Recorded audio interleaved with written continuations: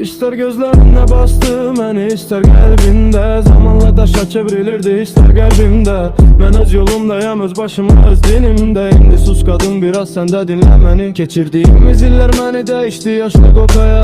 Attı hər gün gülüşlərimi yanan bu ocağa. Gedən günü əhd elədim, hər gün mən solacam. Soldurduğun üçün indi oturanla məni. Qəbul edirəm hər içkini hər gecənin qarasında. Gəzdirir bu oda təşi qəlb içində yarasında. Məni tərdim əvvəl o qaş gözünün qarasında. Arasından danışsam sən otur dinlə məni. Aylar ilə çevirib bu evdə gözləmişəm mən. Hər gün biraz daha səni çox özləmişəm mən. Yadında mı gedəndə sənə söz demişəm mən. Gəlib də görsən yoxamsa otur gözlə məni. Və indi zamandır sənin o da ürəyindən getməyə. Etmədiyim hər nə varsa bircə etməyə. Və indi zamandır özümə yeni bir yol seçməyə. Yenə də darıqsam biraz onda səslə məni. Ruh çökür qaranlığa, qərq olanda məhv olur. Niyə siz düz ikən məndə həmişə səhv olur. Aldığın nəfəs və baxdığın baxış belə dərs olur. Bir də səni sevməyəcəm, sən də sevmə məni.